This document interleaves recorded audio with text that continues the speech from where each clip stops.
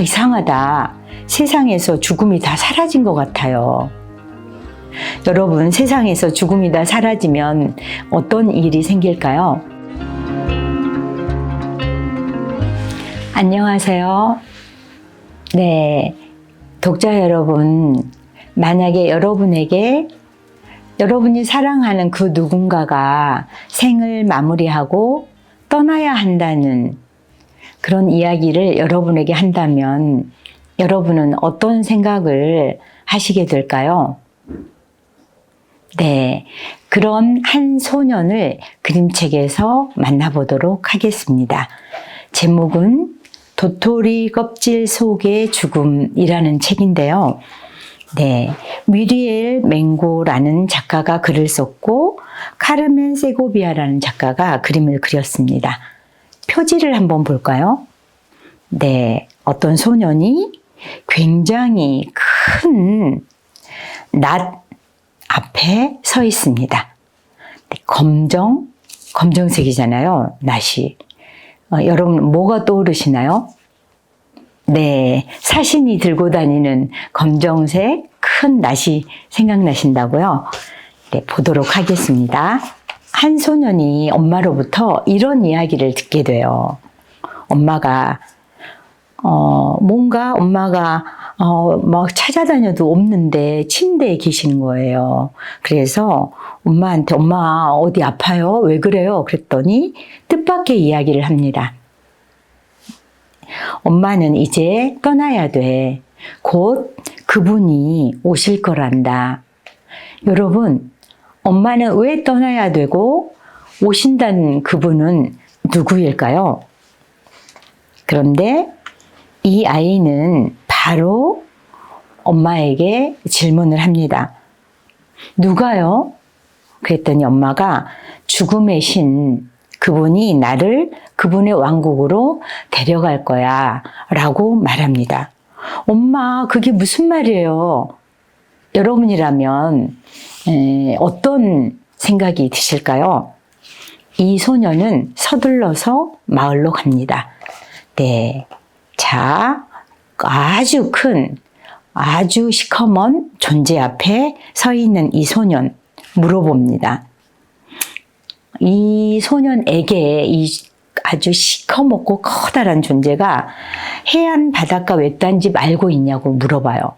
그런데 이 소년은 바로 그가 사신이라는 걸 알아차립니다. 그래서 어떻게 했을까요? 여러분이라면 어떻게 하시겠어요? 네, 사신의 낫을 들고 발치에 이렇게 작게 만들어 버립니다. 어떻게 했을까요? 네, 지금 손에 뭘 들고 있잖아요. 낫자루로 죽음의 신을 두드리고 계속 두드려서 이렇게 작게 만들고 결국 이렇게 작게 만든 거예요. 그리고는 집에 와서 낫자루를 숨겨버립니다. 근데 엄마가 물어봐요. 우리 맛있는 거 해먹게 계란 좀 깨달라고. 그런데 계란이 깨지지 않아요. 그래서 이상하다. 채소 스프를 끓이려고 하는데 밭에 가서 채소 좀 뽑아오라고 그랬는데 채소도 뽑히지가 않는 거예요.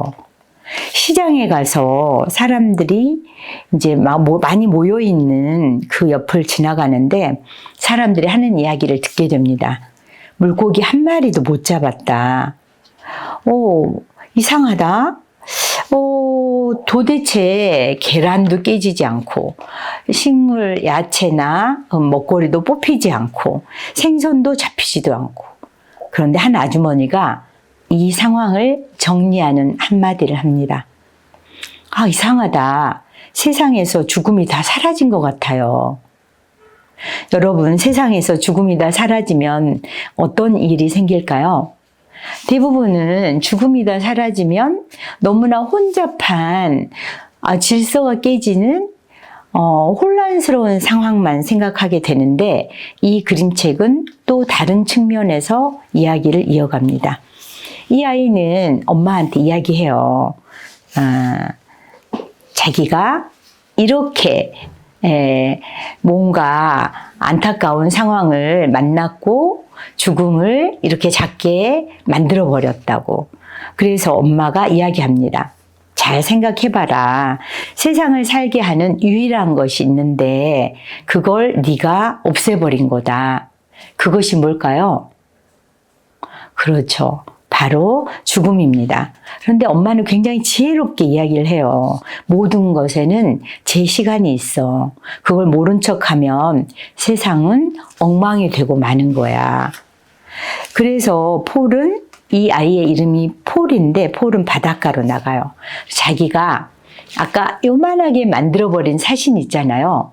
폴은 요만한 사신을 길가에 떨어진 도토리 껍질 속에 집어넣어서 바닷가에 던져버렸거든요.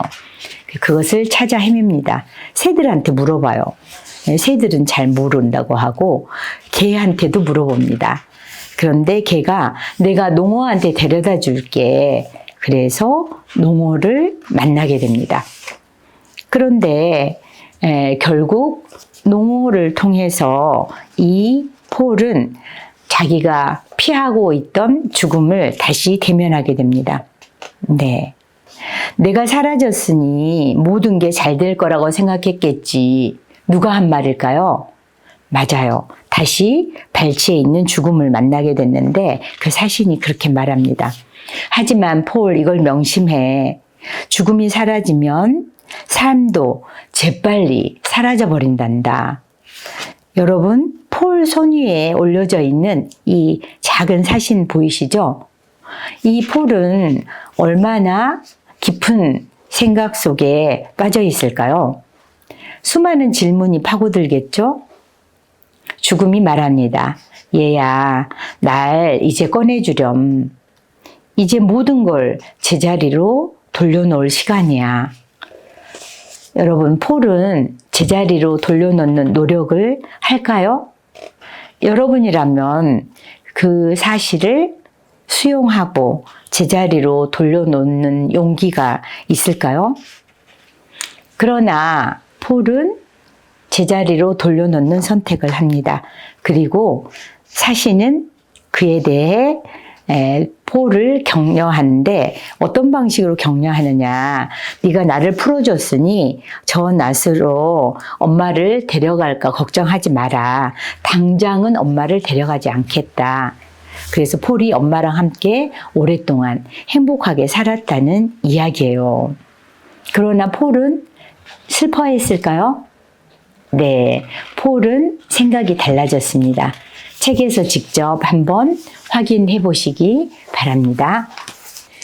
네, 독자 여러분, 우리는 도토리 껍질 속의 죽음이라는 그림책을 통해서 생명들이 서로 어떻게 연결되어 있나 정말 특별한 이야기 속을 함께 거닐어 봤습니다.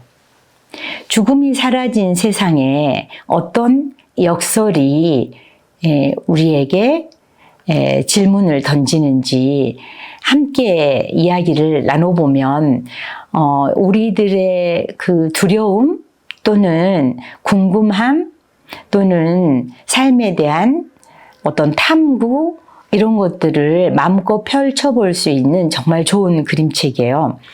이야기는 죽음이 사라진 그런 세상을 상상하게 하고 죽음이 없어지면서 생명의 순환도 멈춘다는 이야기를 하고 있습니다.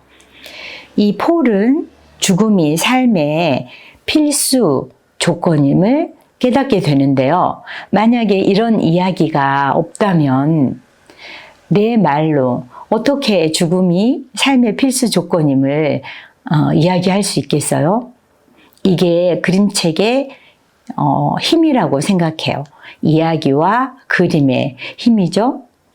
죽음을 통한 생명이 완성되는 거죠. 죽음이 없다면 생명이 완성되지 않는다는 우리 이 우주의 절대적인 진리를 만나보는 그런 그림책입니다. 그래서 우리는 죽음을 통해서 아이들과 이야기해보고 싶다. 그런 어떤 뭔가 내 안에 갈망을 갖게 돼요. 이렇게 좋은 책을 나만 보다니 함께 이야기해보고 싶다. 그러면 어떻게 이야기하지? 방법을 약간 설명해 드리도록 하겠습니다. 직접적으로 설명하지 않는 이야기가 있기 때문에 여러분들이 설명을 보태지 마시고 그림책만 읽어주셔도 아이들은 상징과 은유를 통해서 더 깊이 이해하게 되고 정답을 주기보다는 질문을 통해서 함께 생각과 감정에 귀를 기울이는 시간을 제공해 보시기 바랍니다. 그리고 계절의 변화라든지 식물의 성장이라든지 우리 일상에서 볼 수 있는 자연의 순환과 연결시켜서 죽음은 우리의 관계와 공동체 안에서 뗄래야 뗄 수 없는 연결고리를 탄탄하게 만들고 있구나. 우리는 굉장히 끈끈한 상호 의존성을 갖고 있구나. 우리는 누구일까요? 네, 생명과 죽음을 말합니다. 그래서 떠난 이들의 이야기는 공동체의 지혜가 되는데 이러한 도토리 껍질 속의 죽음 이야기 속 폴의 선택과 어머니의 지혜는 우리가 죽음을 통해서 삶의 가치를 발견하고 존재를 소중하게 바라볼 수 있는 우리들만의 특별한 사생관을 슬쩍 우리에게 안겨주게 됩니다. 여러분, 이 책은 방송에서만 보지 마시고 반드시 꼭 직접 책으로 만나보시기 바랍니다. 도토리 껍질이 상징하는 건 뭘까요? 마지막으로 여러분에게 그 질문을 던져보고자 합니다. 왜 도토리 껍질일까? 작은 것과 그리고 품어주는 것과 변화와 성장에 대해서도 좋은 이야기를 나눠보시기 바랍니다. 네, 수고 많으셨어요.